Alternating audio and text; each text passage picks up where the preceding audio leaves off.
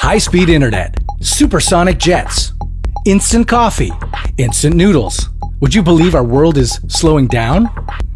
They say time flies when you're having fun, but over the past 100 years, including the 20s, the 60s, and the 80s, our days have actually gotten longer. Before you say, "You're telling me," let's just clarify. The average length of a day has only increased by 1.7 milliseconds. But what if you could get more out of your day? What if a great night never had to end? What if one day lasted an entire year? And in that time, you could walk around the whole Earth. This is What If. And here's what would happen if the Earth were to suddenly stop spinning. The Earth rotates at an average speed of 1,000 miles per hour, giving us night and day while harnessing wind, tides, and temperature. So what would happen if these revolutions that are so vital to our existence were to suddenly stop?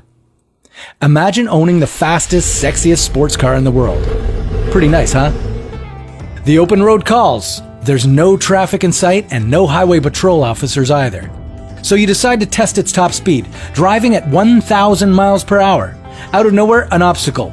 You hit the brakes, your car stops suddenly, but you don't. That's what would happen at the moment the Earth stops spinning. Everything that isn't safely secure or tied down will be suddenly sent flying eastward at 1,000 miles per hour. Humans, cars, even pigs.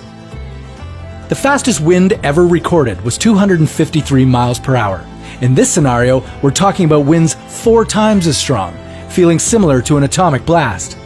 In less than a minute, towering tsunamis would sweep more than 17 miles inland. All the water from the world's oceans would surge towards the poles. Since the globe bulges at the equator, the North and South Pole are closer to the center of the Earth, and therefore have a stronger gravitational pull. The 7 seas would turn into 2, forming one mega ocean in the north and another in the south. Canada, most of Europe, and Russia would be completely submerged. Boston, Chicago, and Seattle would also be underwater, along with parts of Argentina, Chile, and New Zealand. The oceanic displacement would form a massive supercontinent along the equator, wrapping around the entire Earth. While this might make it easier for any surviving humans to work together, there'd be little anyone could do to improve their lot. Resources would be scarce, the world would experience wide-scale drought, and most species would be endangered, if not already extinct. Agriculture would be nearly impossible to maintain, since a full day would now last an entire year. In other words, you'd see the sun for 6 straight months, and spend the other half of the year in darkness. This would also inhibit the natural transition between seasons. The final fatal consequence would be the loss of our magnetic field. Aside from giving us a sense of direction, Earth's magnetic field ensures our survival by deflecting solar wind, which would otherwise rip through our ozone layer and blast us with harmful radiation. Deadly cosmic rays would effectively kill all living things on the planet, and over time, the world as we know it would turn into Mars as we know it. Wait a minute, aren't we trying to travel to Mars? And possibly live on it? Are Mars and Earth just going to switch places? Is this what it means to come full circle? Even if we don't come to a screeching stop, the world will one day stop spinning.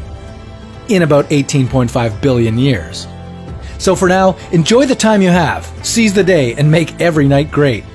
Share this with a friend and remind them to do the same. And come back to What If to experience humanity's wildest scenarios.